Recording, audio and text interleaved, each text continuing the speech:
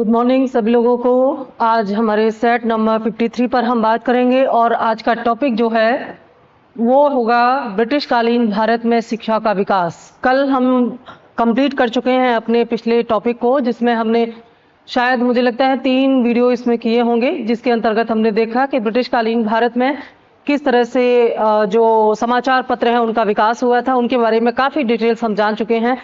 तो आज का हमारा जो लेक्चर है, जो ये सेशन है, ये होगा ब्रिटिश कालीन भारत में शिक्षा के विकास से। जैसे कि मैंने जब पिछला वीडियो टॉपिक शुरू किया था उससे मैं बताया था कि भारत में राष्ट्रीयता के विकास में जो सबसे ज़्यादा योगदान था वो समाचार पत्रों का और शिक्षा प्रणाली का बहुत अधिक योगदान था, क्योंकि शिक्षा व्यक्ति को जागरूक करती है और जागरूक व्यक्ति ही एक प्रकार से निर्णय लेने की क्षमता रखता है। तो इसी क्रम में हम देखेंगे कि ब्रिटिश कालीन भारत में शिक्षा के क्षेत्र में कब और कौन सा कार्य किया गया, कहाँ कहाँ से प्रश्न किस प्रकार से बनते हैं, उन्हीं के आधार पर आने वाली परीक्षा पर हम लोग चर्चा साथ साथ करते रहेंगे। पहला प्रश्न हमारी स्क्रीन पर है, ब्रिटिश सरकार के किस अधिनियम ने सबसे पहली बार भारत में शिक्षा के लिए 1 लाख रुपए दिए थे? ये प्रश्न बहुत महत्वपूर्ण है। इसमें आपको बताना है कि वो कौन सा अधिनियम था जिसमें पहली बार ब्रिटिश सरकार ने जो है भारत में शिक्षा के लिए पैसे खर्च करने की शुरुआत की, क्योंकि भारत की शिक्षा के विकास में अंग्रेजों का योगदान, उनके द्वारा खर्च करने का प्रावधान, ये कहीं ना कहीं इस बात का सूचक है कि ब्रिटिश कालीन भारत में भारत के शिक्षा के विकास को ब्रिटिश सरकार अपने पक्ष में करने के लिए तत्पर रहती थी। क्योंकि एक चीज़ तो 100% फिक्स है यहाँ पर कि उस समय ब्रिटिश सरकार द्वारा जो भी प्रावधान भारत में किए जा रहे थे उसका अंतिम उद्देश्य एकमात्र यही था कि किस प्रकार से भारत के संसाधनों का, भारत के युवाओं का, भारत के विचारों का ब्रिटिश सरकार के समर्थन में कैसे उसका उपयोग किया जाए। तो इसी संदर्भ में शिक्षा के विकास की नीति भी अंग्रेजों ने बनाई। तो इसका जो उत्तर होगा क्या होगा? ए, वुड डिस्पैच 1854, बी, चार्टर अधिनियम 1813, चार्टर अधिनियम 1853 और भारतीय परिषद अधिनियम 1892। आपको बताना है कि इनमें से वो कौन सा अधिनियम था जिसके द्वारा पहली बार भारत में शिक्षा के लिए 1 लाख रुपए दिए जाने का प्रावधान किया गया। तो इसका सही आंसर होगा बी, चार्टर अधिनियम 1813। और इस समय हम ईस्ट इंडिया कंपनी के रूप में अंग्रेजों को भारत में पाते हैं, यानी कि ईस्ट इंडिया कंपनी का उस समय भारत में बोलबाला था, क्योंकि जैसे कि मैंने पहले बताया 1857 के विद्रोह तक इसे ईस्ट इंडिया कंपनी के नाम से जाना जाता है, जो भारत में ब्रिटिश सरकार का प्रावधान था। लेकिन जब 1858 का अधिनियम पारित हुआ, वहीं से क्राउन रूल लागू हो गया और ईस्ट इंडिया कंपनी को समाप्त कर दिया गया। तो ये 1813 की बात है, इसलिए यहाँ पर ईस्ट इंडिया कंपनी की हम बात करेंगे। और ये जो अधिनियम था ब्रिटिश सरकार द्वारा पारित किया गया था, और ब्रिटिश सरकार का मतलब है कि जो पार्लियामेंट थी ब्रिटेन में, उसने जो कानून बनाया भारत के लिए, उसके अंतर्गत ये प्रावधान किया गया कि भारत में 1 लाख रुपए शिक्षा पर खर्च करने के लिए ब्रिटिश सरकार देगी, ठीक है। और इस 1 लाख रुपए को शिक्षा के अंतर्गत खर्च किया जाएगा। तो ईस्ट इंडिया कंपनी की आय में से ये पैसा दिया जाएगा। ध्यान रखना, जो ईस्ट इंडिया कंपनी की जो आय होगी, उस आय में से 1 लाख रुपए शिक्षा पर खर्च करने के लिए दिया जाएगा। और ऐसा पहली बार हुआ था कि भारत में शिक्षा पर खर्च करने की बात कर रही है ब्रिटिश सरकार। तो अपने आप में ये बहुत महत्वपूर्ण फैक्ट है, इसको याद रखेंगे। और इस खर्चे का जो उद्देश्य था वो ये था कि जो, और ध्यान रखना, ये 1 लाख रुपए वार्षिक, यानी कि जो बजट होगा, एक ऐसा नहीं है कि बस एक बार दे दिए, वार्षिक 1 लाख रुपए खर्च करने का प्रावधान इस अधिनियम में किया गया था। और इस पैसे का इस्तेमाल कहाँ किया जाएगा? जो भारत में जो विद्वान हैं, जो शिक्षा के क्षेत्र में, साहित्य के क्षेत्र में महत्वपूर्ण कार्य कर रहे हैं, उसके लिए यह पैसा खर्च किया जाएगा। ये पहली बार इसमें कहा गया था, ठीक है। आगे चलते हैं। भारत में आधुनिक शिक्षा प्रणाली की नींव किससे पड़ी? और यहाँ पर आधुनिक शिक्षा का सीधा सा मतलब है कि अंग्रेजी शिक्षा, ठीक है। तो आधुनिक शिक्षा या अंग्रेजी शिक्षा प्रणाली की नींव किससे पड़ी? ए, आरंभ में पूछा है 1813 के चार्टर अधिनियम से, बी 1835 के मैकाले के स्मरण पत्र से, सी 1882 के हंटर आयोग से, और डी 1854 के वुड डिस्पैच से। तो आपने खूब सुना होगा मैकाले का घोषणा पत्र, और मैकाले वह पहला अंग्रेज था, पहला व्यक्ति था जिसने भारत में अंग्रेजी शिक्षा का जोरदार समर्थन किया। और ये इसका उद्देश्य ये था कि इसने साफ कहा है कि यह भारत में काली चमड़ी के अंग्रेज तैयार करना चाहता है, जो कि प्रशासनिक दायित्व को पूरा करने में अंग्रेज सरकार की सहायता करेंगे, ब्रिटिश सरकार की सहायता करेंगे। क्योंकि अगर ये पाश्चात्य शिक्षा पढ़ेंगे, अंग्रेजी भाषा में पढ़ेंगे, तो निश्चित तौर पर इनकी विचारधारा पूरी तरह से अंग्रेजों के समर्थन में होगी, और इसके वजह से अंग्रेजों को भारत में शासन करना ज़्यादा आसान हो जाएगा, और वे स्थायी रूप से भारत में अपना नियंत्रण स्थापित कर पाएंगे। इसी रणनीति के साथ ये 1835 का मैकाले का स्मरण पत्र था। इसमें पहली बार आधुनिक शिक्षा या अंग्रेजी शिक्षा की बात कही गई, समर्थन किया गया। ठीक है, देखो ये जो अंग्रेजी शिक्षा देने का इनका समर्थन था, मैंने इसका पहले उद्देश्य ही बता दिया। तो ये अंग्रेजी शिक्षा का प्रथम लाभ किसको मिलेगा? उच्च वर्ग को मिलेगा। ठीक है, उच्च वर्ग जैसे जमींदार वर्ग थे, जैसे ऐसे वर्ग थे जो कि सीधे सीधे अंग्रेजों का समर्थन करते थे, उन्हें जब अंग्रेजी शिक्षा दी जाएगी तो वे और ज़्यादा समर्थक हो जाएंगे। मैकाले कहता है कि फिर यह उच्च वर्ग से धीरे धीरे निम्न वर्ग तक भी पहुंचेगी। इसे शिक्षा का निस्यंदन सिद्धांत भी कहा गया है, फिल्ट्रेशन थ्योरी भी इसको कहा गया है। ठीक है, फिल्ट्रेशन थ्योरी का मतलब ही होता है निस्यंदन, यानी कि टपकन सिद्धांत ये कहता है कि पहले उच्च वर्ग से विकास शुरू होगा, फिर वह टपक टपक करके रिस रिस करके निम्न वर्ग तक जाएगा। और इसको जो है उद्योगों में भी प्रयोग किया जाता है, विकास के टपकन सिद्धांत को। हमारी जो भारतीय अर्थव्यवस्था में आप देखेंगे तो जो द्वितीय पंचवर्षीय योजना थी उसमें इसी निस्यंदन सिद्धांत को आधार बना करके पंचवर्षीय योजनाओं का प्रारूप तैयार किया गया था। ठीक है, शिक्षा के क्षेत्र में पहली बार ये निस्यंदन या फिल्ट्रेशन थ्योरी जो है वो मैकाले द्वारा दी गई थी अपने 1835 के स्मरण पत्र के द्वारा। ठीक है, अगला है सर चार्ल्स वुड का आदेश पत्र, जिसे वुड डिस्पैच के नाम से भी जानते हैं, निम्न में से किससे संबंधित था? ए शिक्षा से, बी व्यापार से, सी प्रशासनिक सुधार से, डी सैन्य सुधार से। बेहद सरल प्रश्न है ये, पता है आपको वुड डिस्पैच का संबंध किससे है? शिक्षा से है। और वुड डिस्पैच में शिक्षा से के संदर्भ में जो बातें कही गई थी, पहले तो तारीख जान लीजिए 1854। ठीक है, वुड डिस्पैच कब आया था? 1854 ईस्वी में। ठीक है, और इसमें शिक्षा के क्षेत्र में जो अपने विचार देने के लिए इन्होंने एक अपना स्मरण पत्र, आदेश पत्र जारी किया था।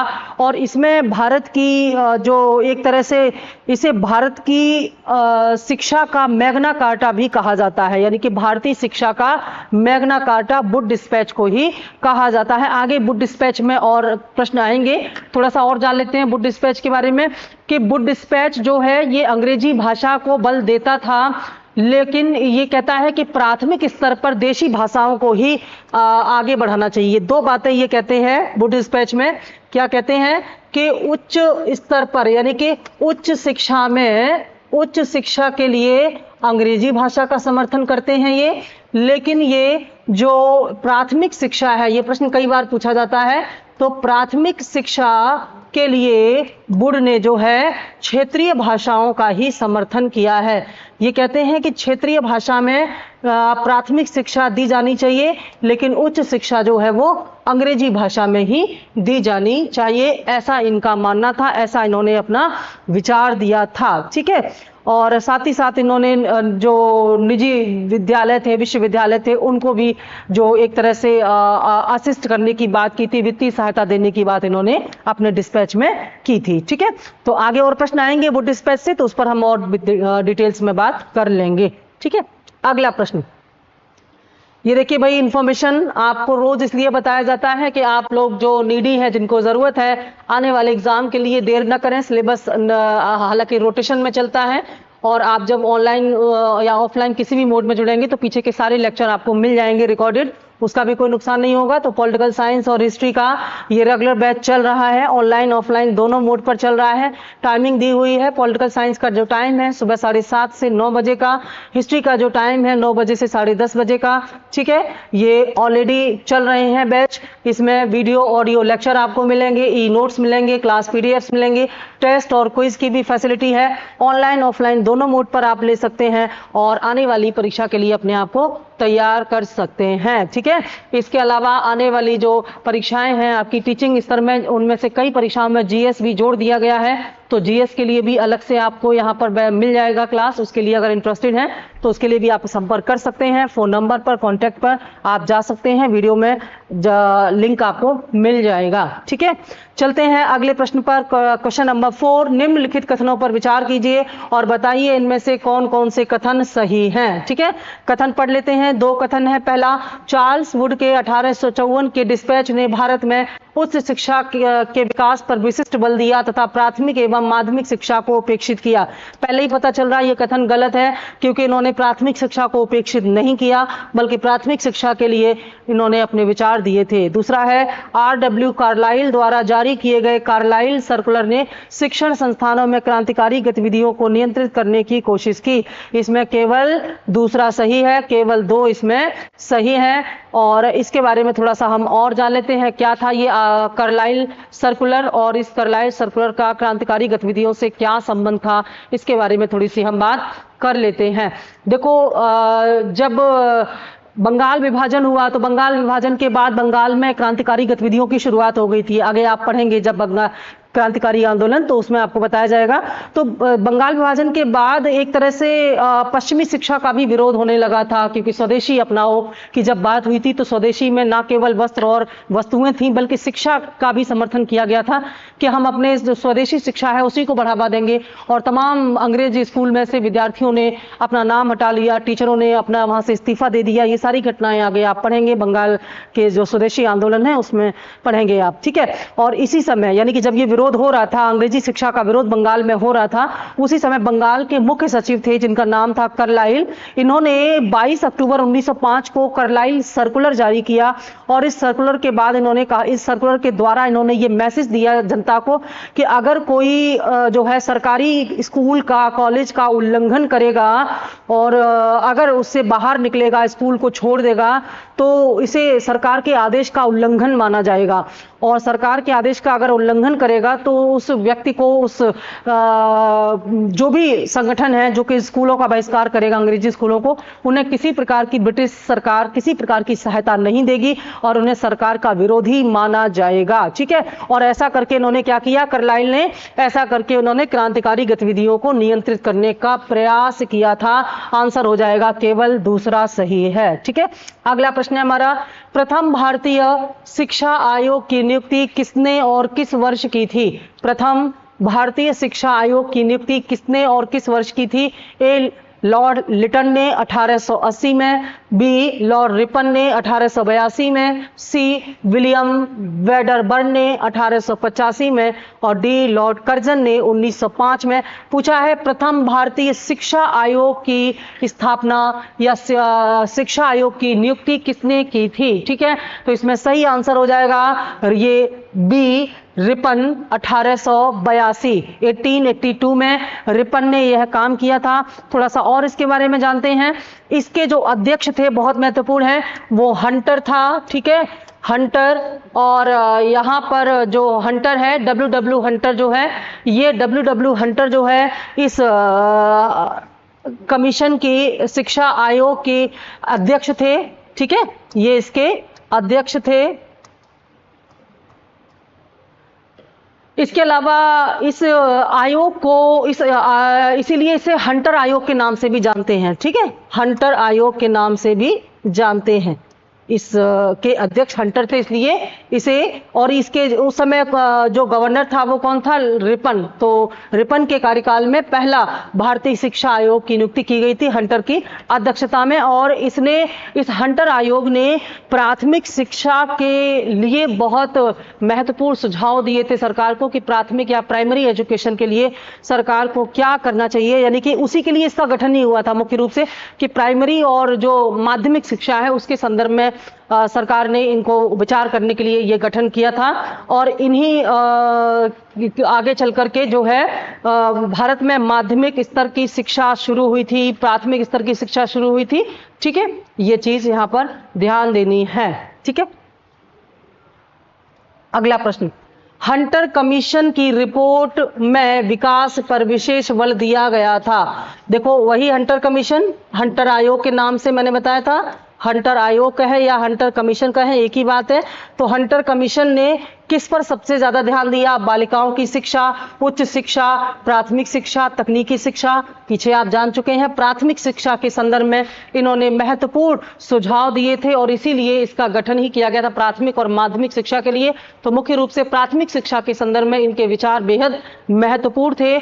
और इनके विचारों के बारे में अगर बात हम करें तो हम कह सकते हैं कि देखो, ये इनका मुख्य जो लक्ष्य था वो क्या था कि 1854 के बाद शिक्षा के क्षेत्र में क्या विकास हुआ है उसके संदर्भ में पूरा अध्ययन करके ये हंटर आयोग अपनी रिपोर्ट सरकार को सौंपेंगे और उसी के आधार पर सरकार आगे की नीतियां बनाएगी शिक्षा के क्षेत्र में। ठीक है, तो हंटर शिक्षा आयोग जो है इसने अपनी जो सुझाव दिए थे उसके आधार पर सरकार ने प्राथमिक शिक्षा के लिए बड़ी ही महत्वपूर्ण नीतियां बनाई और प्राथमिक शिक्षा के संदर्भ में इसने बहुत महत्वपूर्ण सुझाव दिए। साथ में इसमें यह भी वो बात जोड़ी गई, इन्होंने कहा कि प्राथमिक शिक्षा जो है मातृभाषा में होनी चाहिए, क्योंकि मातृभाषा वह भाषा होती है जिसमें बच्चा आरंभ में बहुत अच्छे से समझ सकता है। अगर भाषा की जटिलता हो तो समझ नहीं हो पाती, और समझ नहीं हो पाती है तो प्राथमिक स्तर पर ही उसका जो शैक्षिक एक तरह से फाउंडेशन है वो कमजोर पड़ जाता है। इसलिए इन्होंने भी प्राथमिक स्तर पर मातृभाषा का समर्थन किया है। ठीक है, ये हंटर कमीशन की मुख्य विशेषता थी। अगला प्रश्न है, वर्ष 1902 में लॉर्ड कर्जन ने 2 भारतीय सदस्यों को सम्मिलित करते हुए एक विश्वविद्यालय आयोग गठित किया था। वे 2 सदस्य कौन थे? है ना, 1902 में कर्जन ने एक विश्वविद्यालय आयोग बनाया। ये प्रश्न अपने आप में अलग से एक पूछा गया है। ठीक है, कई बार प्रश्नों में से भी नए क्वेश्चन निकल आते हैं। तो कर्जन ने विश्वविद्यालय आयोग का गठन किया 1902 में। तो पूछा गया है कि इसमें 2 भारतीय सदस्य शामिल किए गए थे। वे 2 भारतीय सदस्य कौन थे? ए, बाल गंगाधर तिलक और सुरेंद्र नाथ बनर्जी। बी, गोपाल कृष्ण गोखले और रास बिहारी बोस। सी, यहां पर देखो सी यहां हो गया है, डी यहां हो गया है, तो सी को यहां कर लो और डी को यहां कर लो। सी, सैयद हुसैन बिलग्रामी और न्यायमूर्ति गुरदास बनर्जी, तथा डी, सैयद हुसैन बिलग्रामी और सुरेंद्र नाथ बनर्जी।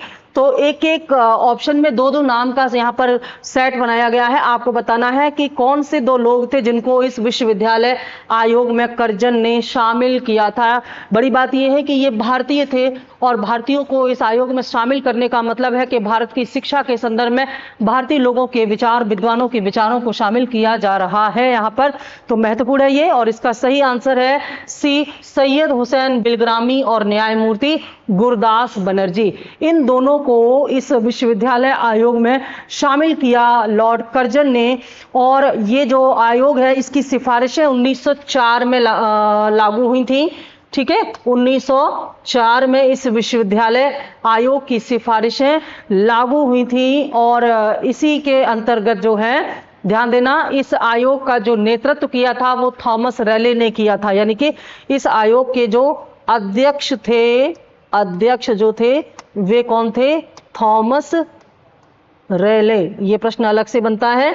थॉमस रैले की अध्यक्षता में ये भारतीय विश्वविद्यालय आयोग का गठन किया गया था और इनकी जो सिफारिशें थी वो 1904 में लागू की गई। कर्जन के समय में ये थे, 2 भारतीय इनमें शामिल थे, इनको आपको बताया गया है। ठीक है, बहुत महत्वपूर्ण है ये। विश्वविद्यालय से संबंधित जो शिक्षा थी उसका पूरा प्रोग्राम इससे तैयार होता था। अगला प्रश्न है, वर्ष 1911 में निम्नलिखित में से किसने भारत में अनिवार्य और निःशुल्क प्राथमिक शिक्षा आरंभ करने के लिए इंपीरियल लेजिस्लेटिव काउंसिल में विधेयक प्रस्तुत किया था? ठीक है, ये पूछ रहा है कि इनमें से वो कौन सा व्यक्ति है जिसने यह कहा कि भारत में जो प्राथमिक शिक्षा है वह कैसी होनी चाहिए? अनिवार्य होनी चाहिए और निःशुल्क होनी चाहिए। वर्तमान हमारे संविधान में किस अनुच्छेद में, ये आप मुझे कमेंट करके बताएंगे किस अनुच्छेद में और किस उम्र के बच्चों के लिए अनिवार्य और निःशुल्क शिक्षा का प्रावधान किया गया है, ये आपको बताना है। और इसके लिए हमारे संविधान में एक संशोधन भी किया गया था, उसके बारे में भी बताना। ठीक है, फिलहाल ये 1911 का प्रश्न है कि 1911 में किसने ये कहा था, हालांकि उनकी बात मानी नहीं गई, लेकिन विचार बहुत बढ़िया था कि शिक्षा पर हर बच्चे का अधिकार होना चाहिए, कम से कम प्राथमिक शिक्षा पर हर बच्चे का अधिकार होना चाहिए, चाहे वो गरीब हो या अमीर हो। तो निःशुल्क और अनिवार्य शिक्षा का प्रावधान रखने वाले पहले व्यक्ति कौन थे यहाँ पर? तो सही आंसर क्या है देख लेते हैं। ए दादा भाई नौरोजी, बी बाल गंगाधर तिलक, सी सर हार्डकोट बटलर और डी गोपाल कृष्ण गोखले। सही आंसर होगा डी गोपाल कृष्ण गोखले। ठीक है, देखो गोपाल कृष्ण गोखले ने 1911 में ये जो है इंपीरियल लेजिस्लेटिव काउंसिल, जो वर्तमान संसद हम जिसको कह सकते हैं, वहां पर ये विधेयक प्रस्तुत किया, लेकिन विधेयक पारित नहीं हो पाया क्योंकि इसका बर्डन ब्रिटिश सरकार को लेना था और ब्रिटिश सरकार ऐसा करने वाली नहीं थी, तो ये बिल्कुल भी पास नहीं हुआ। और जो है ये बात इन्होंने जो विचार रखा था, वास्तव में गोपाल कृष्ण गोखले जो है ना, ये गांधी जी के राजनीतिक गुरु माने जाते हैं। ऐसा माना जाता है कि गांधी जी ने गोपाल कृष्ण गोखले की राजनीति से प्रेरित होकर के ही राजनीति में कदम रखा था।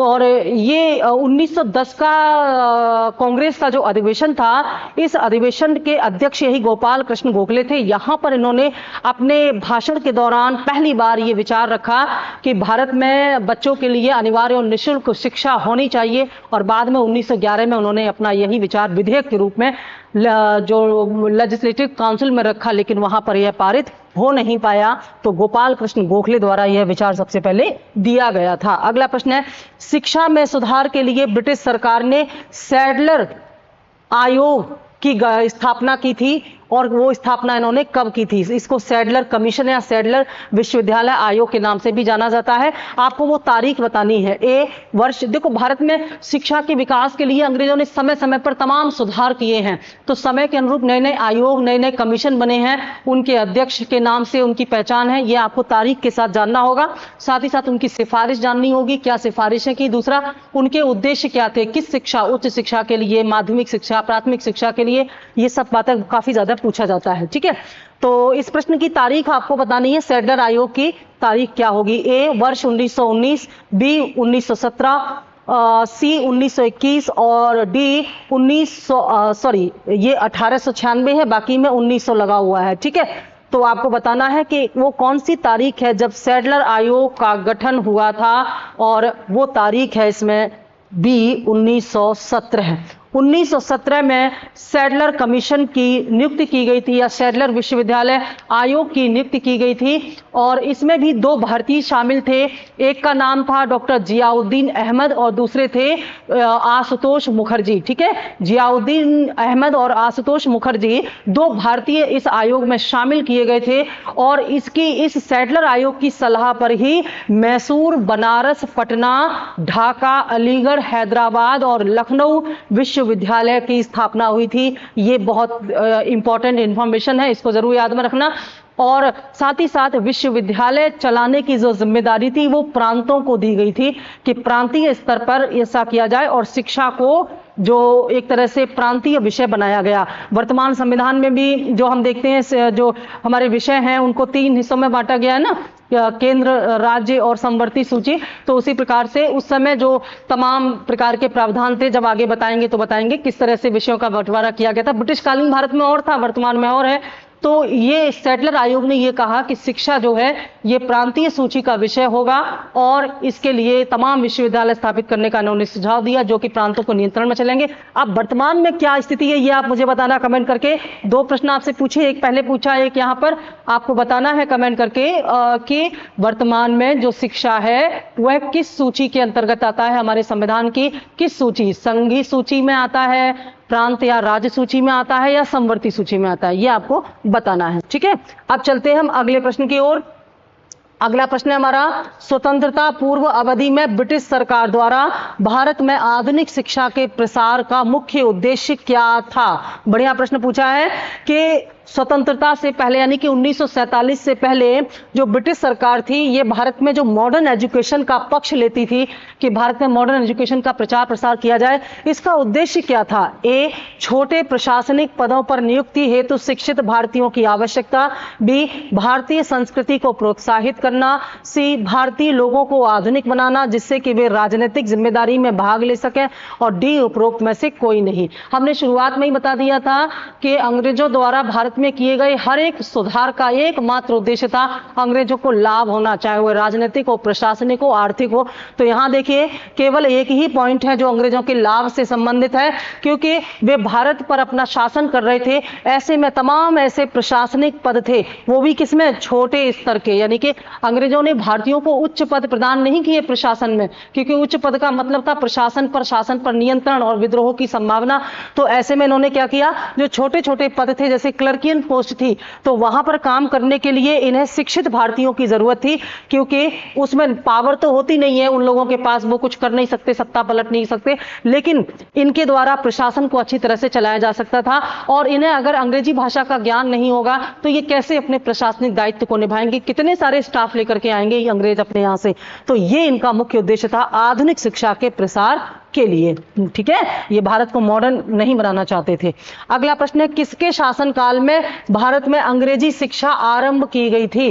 पीछे देखो बताया था मैकाले का जो मैन्यूट था, तो मैकाले का स्मरण पत्र से अंग्रेजी शिक्षा की बात पहली बार कही गई थी, लेकिन यहां पूछा गया है किसके शासनकाल में भारत में अंग्रेजी शिक्षा का आरंभ हुआ? A, Lord William Bentinck, B, Lord Hardinge, C, Lord Minto, और डी, लॉर्ड डलहौजी। ठीक है, प्रश्नों की भाषा को बहुत अच्छे से समझेंगे, नहीं तो जल्दबाजी में कई सारे प्रश्न हमारे गलत हो जाते हैं। और यहाँ ये जो विलियम बेंटिंग लिखा हुआ है, ये इसका पूरा नाम है कैवेंडिश बेंटिंग, ये वही विलियम बेंटिंग है जिसको हम लोग बार बार पढ़ते हैं। इसके समय में ऐसा हुआ था पहली बार, और इसका समय वही है जो मैकाले का समय, यानी कि मैकाले की जो घोषणा पत्र है अंग्रेजी शिक्षा के संदर्भ में, वो इसी के शासनकाल में दिया गया था 1935 में। तो 1935 का जो मैकाले का जो एक तरह से स्मरण पत्र था, उसमें ही पहली बार ऐसा कहा गया था कि भारत में अंग्रेजी शिक्षा का प्रचार प्रसार हो। और उस समय शासन किसका चल रहा था? गवर्नर जो था वो कौन था? वो विलियम बेंटिंग था। ठीक है, और विलियम बेंटिंग ने ही इस आयोग की, मैकाले कमीशन की नियुक्ति की थी, और इस मैकाले ने अंग्रेजी शिक्षा का समर्थन किया था। ठीक है, जाहिर सी बात है उद्देश्य वही था जो पीछे वाले प्रश्न में हम पढ़ चुके हैं। अगला प्रश्न है, वेलेजली ने कलकत्ता में फोर्ट विलियम कॉलेज की स्थापना किसके लिए की थी या किस लिए की थी? बहुत महत्वपूर्ण है ये।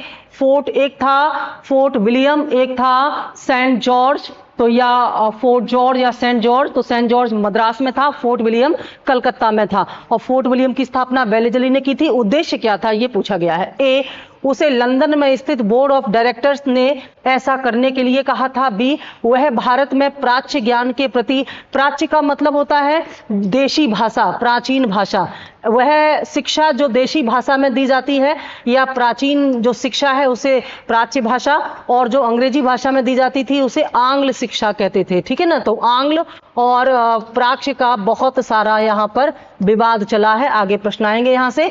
तो ये जो है कहा जा रहा है कि यह भारत में प्राच्य शिक्षा के प्रति अभिरुचि पुनः जागृत करना चाहता था। सी, वह विलियम कैरी तथा उसके सहयोगियों को रोजगार प्रदान करना चाहता था। डी, वह ब्रिटिश नागरिकों को भारत में प्रशासन हेतु प्रशिक्षित करना चाहता था। और सबसे सही इसका आंसर होगा ऑप्शन डी। देखो यहां पर क्या किया ना, वेलेजली ने फोर्ट विलियम बना दिया, फोर्ट विलियम कॉलेज बनाया, और इस फोर्ट विलियम कॉलेज में इसने क्या किया कि जो ब्रिटिश नागरिक थे इनको भारतीय प्रशासन की जानकारी दी जाए, ताकि ये भारतीय प्रशासन को पढ़ सकें, समझ सकें, और प्रशासन में इन्हें ऊंचे ऊंचे पद दिए जा सकें। एक तरफ तो भारत में अंग्रेजी शिक्षा का प्रसार करके क्लर्कियन पोस्ट के लिए भारतीयों को तैयार किया जा रहा था, और दूसरे प्रशासन के उच्च पदों के लिए, जैसे आप वर्तमान में आप डीएम वगैरह देखते हैं, एसडीएम देखते हैं, या और भी जो महत्वपूर्ण प्रशासनिक पद देखते हैं या पुलिस में देखते हैं, तो वो पद अंग्रेजों को दिए जाते थे और उसकी शिक्षा के लिए अलग एक कॉलेज खोल रखा था। तो यहां पर केवल और केवल अंग्रेजों को ही, ब्रिटिश नागरिकों को ही पढ़ाया जाता था। हम और आप इसमें नहीं पढ़ सकते थे। क्यों?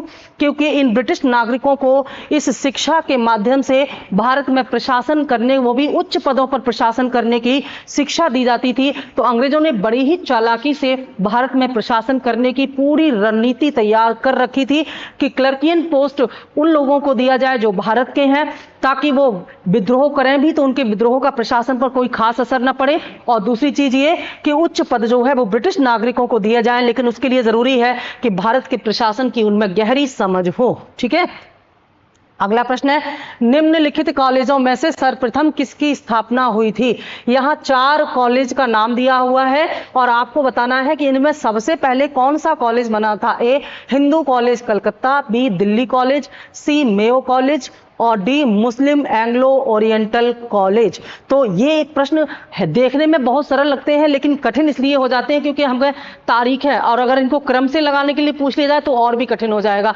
फिलहाल इसमें आपको बताना है कि सबसे पहले किसकी स्थापना हुई, ये बताने के लिए आपको सभी की तारीखें पता होनी चाहिए, तब आप इसका सही आंसर दे सकते हैं। इसलिए मैंने कहा कठिन हो जाते हैं। फिलहाल इसका सही आंसर है ए, हिंदू कॉलेज कलकत्ता। ठीक है, हिंदू कॉलेज कलकत्ता की स्थापना इनमें सबसे पहले हुई, समय था 1817 ईस्वी। कब हुई थी स्थापना?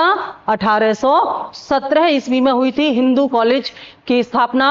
और नाम से ही लग रहा है कहां पर हुई होगी, कलकत्ता में हुई होगी। और इसकी स्थापना जो है वो राजा राम मोहन राय ने की थी और डेविड हेयर ने इसमें इनकी सहायता की थी। ठीक है, राजा राम मोहन राय ने इसकी स्थापना की थी, जिसमें डेविड हेयर ने इनकी सहायता की थी। और आप पीछे पढ़ चुके हैं कि राजा राम मोहन राय ने पाश्चात्य शिक्षा का समर्थन किया था।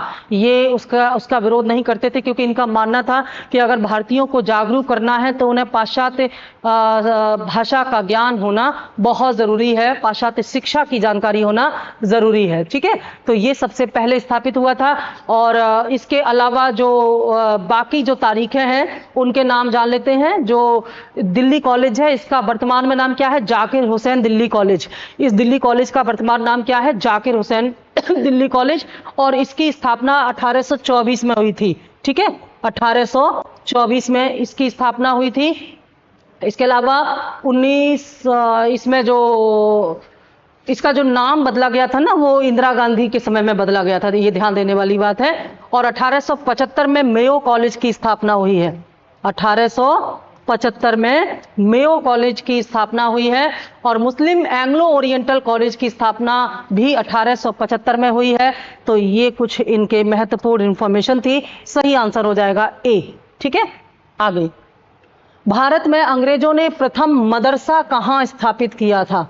ठीक है, भारत में अंग्रेजों द्वारा स्थापित किया गया प्रथम मदरसा कहां था? साथ ही साथ आपको बताएंगे वो कौन सा अंग्रेज था जिसने पहला मदरसा भारत में स्थापित किया था। और जाहिर सी बात है, मदरसा स्थापित करने के पीछे उद्देश्य क्या था? इस्लामिक कानूनों के आधार पर शिक्षा का या इस्लामिक शिक्षा का प्रचार प्रसार करना, क्योंकि मदरसे में धार्मिक शिक्षा दी जाती है, आप जानते हैं। तो वो कहां पर किया गया था ऐसा काम? ए, मद्रास में, बी, बंबई में, सी, अलीगढ़ में और डी, कलकत्ता में। तो इनमें से कहां पर अंग्रेजों द्वारा स्थापित? ऐसा नहीं है कि भारत का पहला मदरसा, ये प्रश्न नहीं है। अंग्रेजों द्वारा भारत में स्थापित पहला मदरसा कहां पर मिलता है या कहां पर स्थापित किया गया था? सही उत्तर हो जाएगा डी, कलकत्ता में। ठीक है, और कलकत्ता में इसकी स्थापना वॉरेन हेस्टिंग्स ने 1781 ईस्वी में की थी। 1781 ईस्वी में वॉरेन हेस्टिंग्स, बहुत महत्वपूर्ण फैक्ट है ये, वॉरेन हेस्टिंग्स ने इस मदरसे की स्थापना की थी, जो कि अंग्रेजों द्वारा भारत में स्थापित किए जाने वाला पहला मदरसा है। और आगे 2008 में, आधुनिक वर्तमान में 2008 में इसे विश्वविद्यालय का दर्जा दे दिया गया। पहले ये कलकत्ता मदरसे के नाम से जाना जाता था, लेकिन फिर इसे विश्वविद्यालय का दर्जा दे दिया गया। आरंभ में जब ये स्थापित हुआ था तो इसका उद्देश्य था अरबी और फारसी शिक्षा का प्रचार प्रसार करना, भाषा का प्रचार प्रसार करना।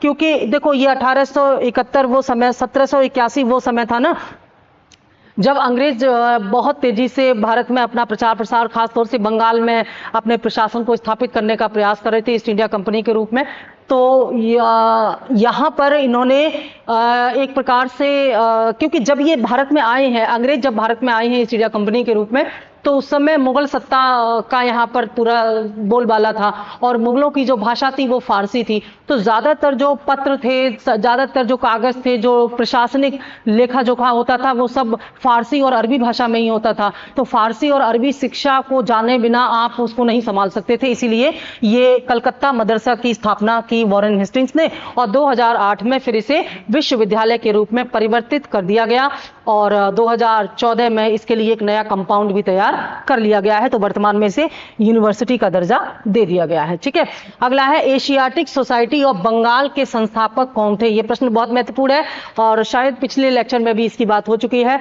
एशियाटिक सोसाइटी ऑफ बंगाल की स्थापना किसने की थी? ए सर विलियम जोन्स ने, बी विल्किंसन ने, सी मैक्स मुलर ने और डी जेम्स प्रिंसेप ने। तो ये बहुत पॉपुलर क्वेश्चन है, आपको आंसर पता ही होगा, ए सर विलियम जोन्स ने। तो विलियम जोन्स ने इसकी स्थापना क्यों और कब की, इसके पीछे भी बहुत महत्वपूर्ण एक जानकारी है जो आप जान लें। इसकी स्थापना 1784 ईस्वी में की गई थी।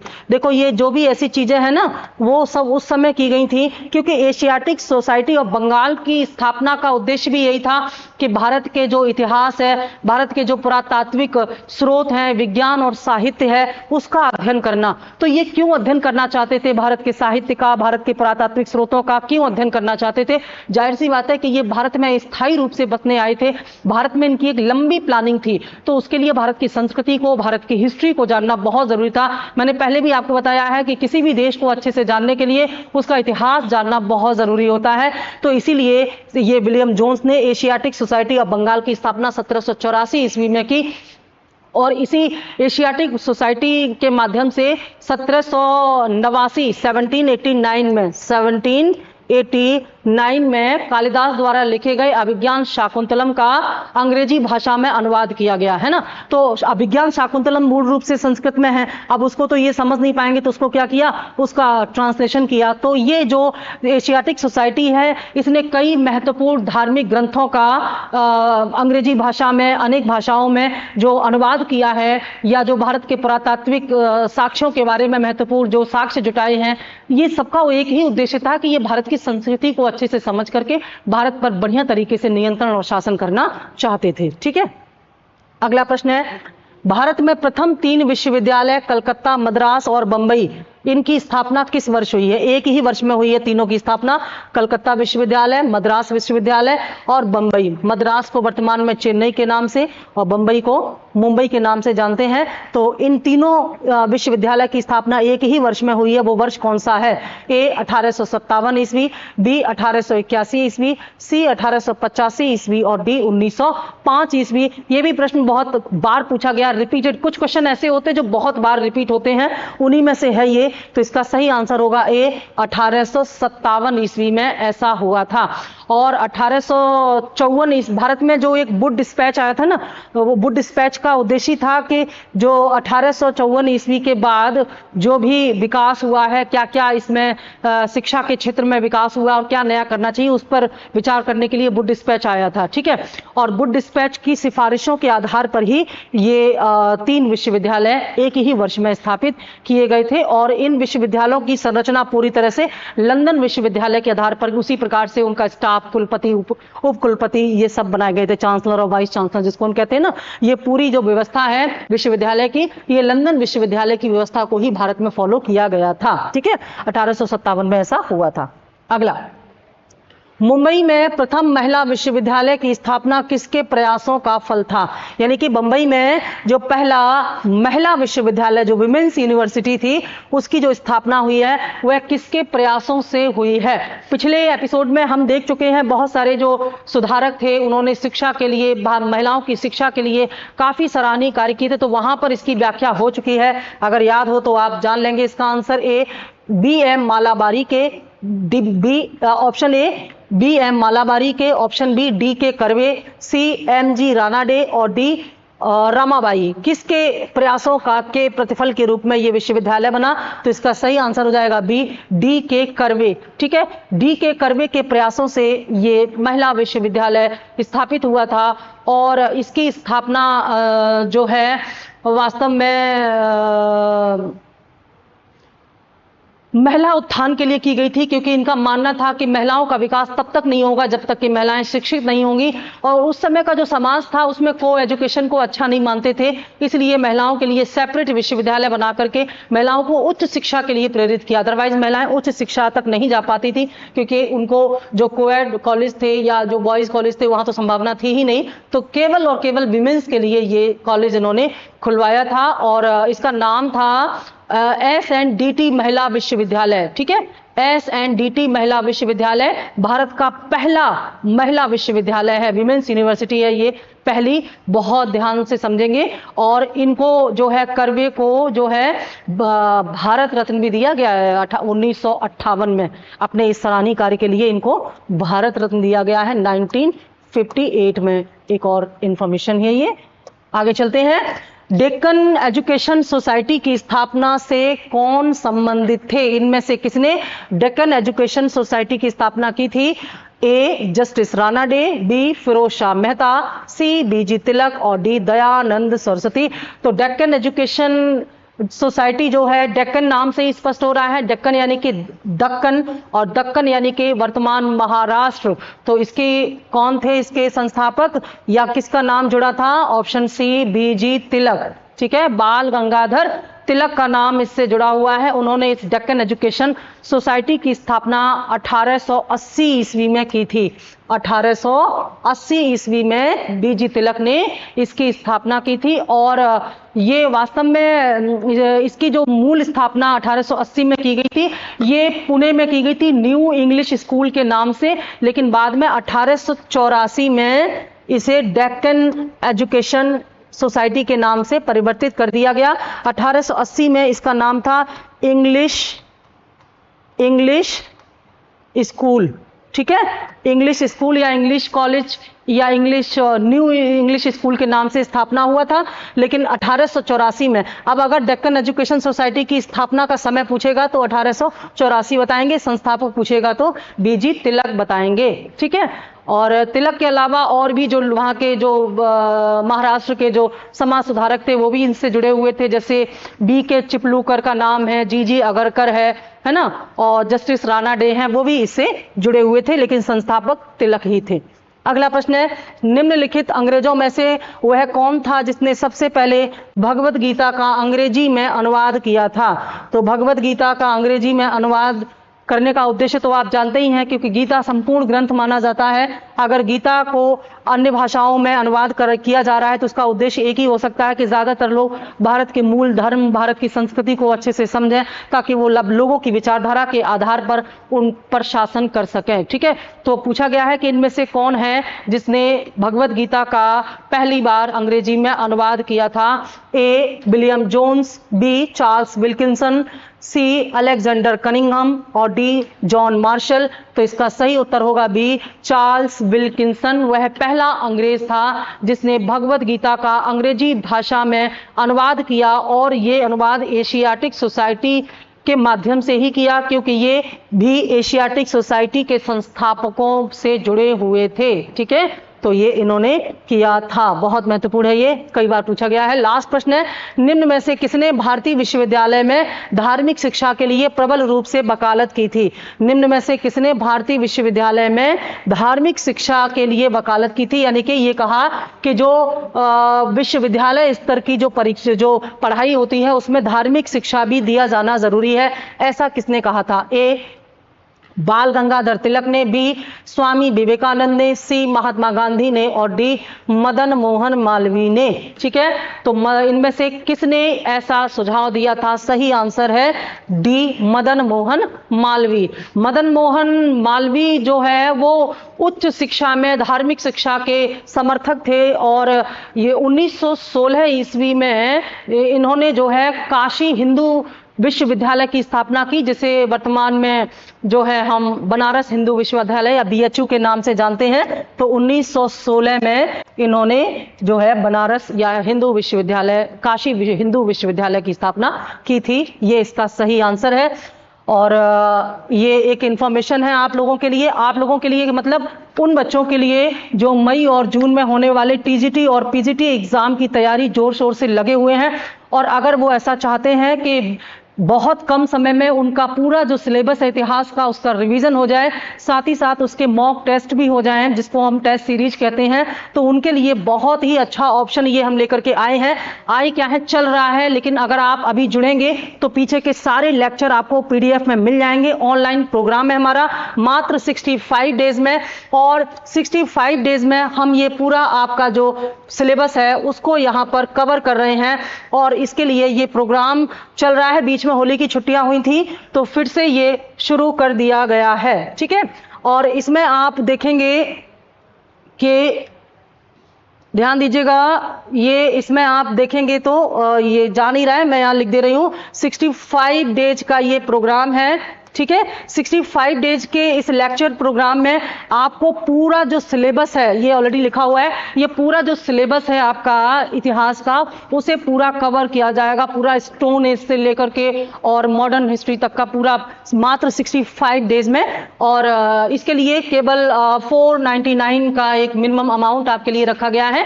ऐप के माध्यम से आप ऐप में एडमिशन ले सकते हैं और उसके माध्यम से डेली लाइव क्लास आपको मिलती है दोपहर को 1 बजे। और इस क्लास में हम सीधे फैक्ट पर आते हैं, पूरा समरी एक तरह से जो पूरा इतिहास है उसकी समीक्षा करते हैं, ठीक है।